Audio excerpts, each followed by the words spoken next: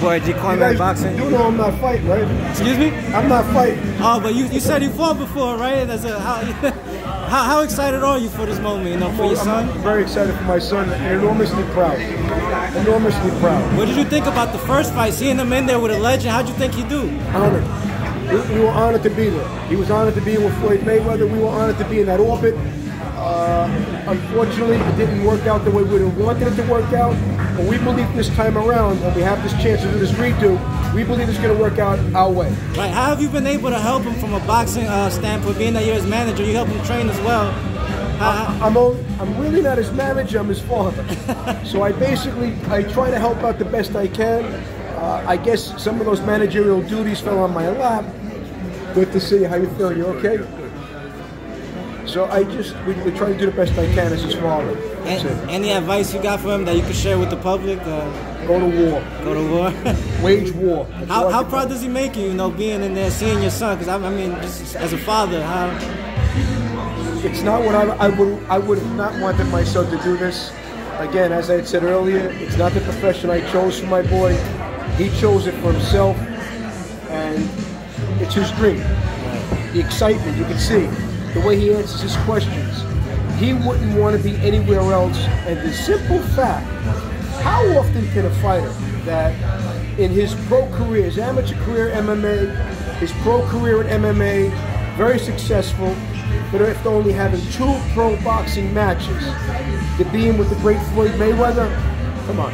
I mean, how many fighters that paid with their blood and their sweat would give one of their digits to be fighting Floyd Mayweather? It's an honor. John is graced with that. So, and he appreciates that. He understands it, absorbs it, and that's why this moment, this opportunity will not get lost on John. Believe me, he'll make us all proud. He's going to do his job. You can see how hungry it is. Yeah, so he's going to do his job. Mr. Gotti, what kind of goals do you guys have in this sport? Do you pursue a world championship, or I mean, where do you go from here? Floyd Mayweather. Right now, the target is just Floyd Mayweather. This is John's world championship. Ooh, I like that. Floyd Mayweather. It may not be Floyd's world championship. He's been there so many times. But this is John's world championship. Ooh, I like that. This is it. This is all he thinks about. He eats, he sleeps, this. Are you surprised that there's no smack talking with Mayweather this time around? That he's giving him so much respect? Growing up, how John dealt with my incarceration and my being away, Floyd Mayweather was his hero. So when Floyd Mayweather would fight, all the kids on his football team, all the kids in school would be invited to my house. My wife would put it on the big screen. And it was a really festive occasion in my house. John went on to do a report on Floyd Mayweather as one of his heroes, and he did a collage on Floyd Mayweather. Now imagine this,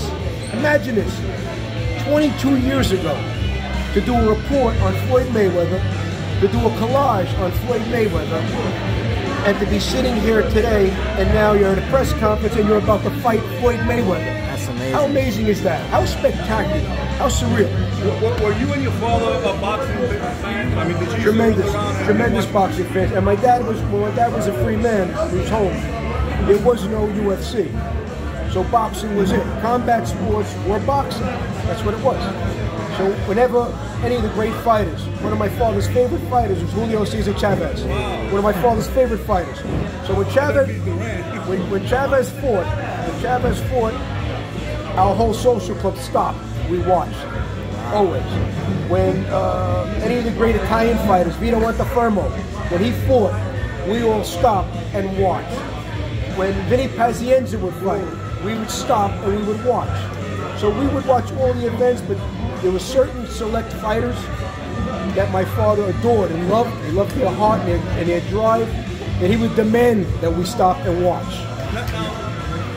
As a father, man, you always got to look out for your son.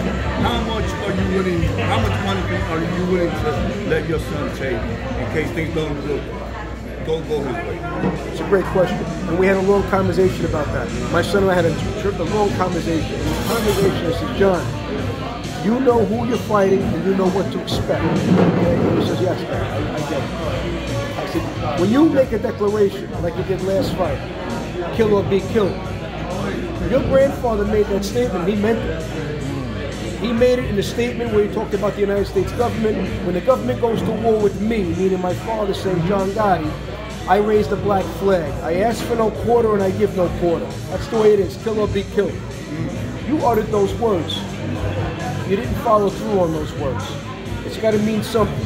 If you're going to walk in that ring, then you got to leave it all there. Even if it means you going down or he goes down one way or the other. So you wanted to go all the way? He has no choice. He chose. It's a profession he chose. I didn't choose this for my son. I don't want him to do this. I would have much rather he become a lawyer, a doctor, something else. I don't care, a truck driver, anything else. Every time my son walks into the ring, it's like I'm waiting for a jury to come back with a verdict on my life. He is my life. He's the love of my life. Every time my heart is in my throat. What about the other family, the other brothers? Are they 100% behind you? Yeah, they're here. Women will get mad about what I'm going to say next, but the women in our family are not allowed to attend the fights. They can go, they do their own little watch party. They'll go to my house or they'll go to my daughter's house and they'll have a watch party maybe, if you want to call it a party.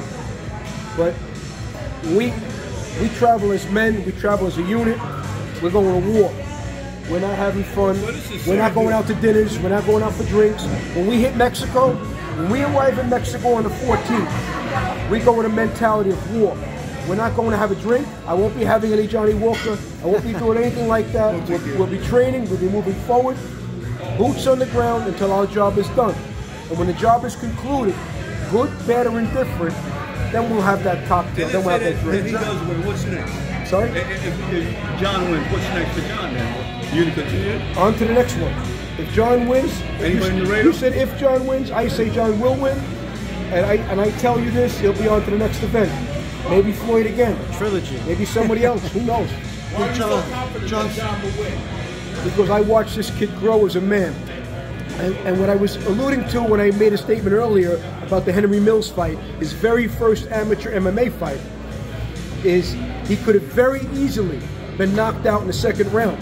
Let's remember now, John was a bodybuilder before that. He made a transformation over to MMA. He was only doing it for 3 months. Went in with this very talented, one of the top prospect kickboxers in Long Island, who beat his trainer only several months earlier. Knocked him out in 37 seconds, mind you. Now he's fighting this guy. I had no idea. This is behind my back. He's fighting this guy, and in the second round, if you watch that fight, he's gassed. He's against the ropes, against the cage, and Henry's coming in, and those big, long legs that can kick from here to Brooklyn were about to hit him in the head. He was going to kick him in the head and finish John off. And his cousins and his brothers are behind him. And they're screaming, "Come on, John, come on, John, come on." And all of a sudden he wakes up and he comes with a flurry. And the mouthpiece flies out of Mills's mouth. He turns the fight around and John's now advancing. He's advancing. For that last minute of that round and the whole third round, the final round, John's now got him on the retreat. He's advancing and pummeling him and he wins the fight. Now, that heart that he showed me with no experience, he wasn't conditioned, never had a fight before. He's a St. Anthony's football player. Jerry knows about that. St. Anthony's football player, okay? No conditioning, no experience in fighting. He didn't quit, he would not lay down. Took his punishment, he turned it around and moved it and won the fight. I said, this kid's got it in him. I just only hope and pray he doesn't want to do this anymore. I don't want to do this anymore. Hey, John, so listen, so your son gave too much distance away to Floyd Mayweather the first time. Is that one of the things he's been working on to keep the pressure close to him so Floyd Mayweather can't get off on him? Yes, he's been closing that gap with his sparring partners. And it's not easy. It's not easy. Floyd, listen, people can say Floyd's 47 years old. I tell my son all the time, I says, see Floyd Mayweather? Floyd Mayweather, 36 years old, 46 years old. Floyd is a mathematician. That's what he is. He's a genius in the ring. He's a mathematician. He watches your feet, he watches your hands, he watches your shoulders, he watches every move and every posture. He knows exactly what you're going to throw next and how you're going to position yourself. So to close that gap between a great like Floyd Mayweather, probably the greatest, and I'm not saying the greatest boxer of all time, I'm saying he's the greatest tactician that I've ever seen. And I've been a buff. I've been watching this, I'm 60 years old, since I'm 6, 7 years old. I've never seen anybody figure out opponents like Floyd can figure them out. He's a genius in the ring. and he's figured them all out. So for John to close that gap, we brought in some very talented, skilled smaller boxers, lighter boxers, elusive boxers, that their job was to move away.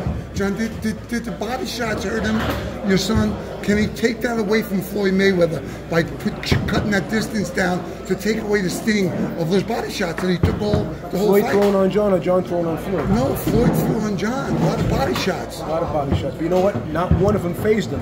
What did hurt John is John went into that fight with a broken nose. He broke it 3 weeks before the fight. Wow. Floyd got one through. And when he hit John, he did rattle him with that shot. And John went on that posture, his posture moving forward. And the plan moving into that fight, Jerry, was that he said that every fight, he watched the McGregor fight ad nauseum 1,000 times.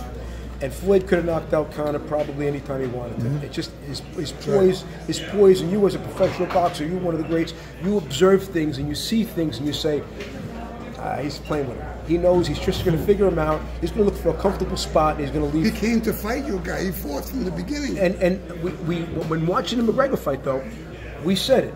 And he knocked him out in the 10th round. And after the 6th, Floyd said, okay, now it's time to start fighting.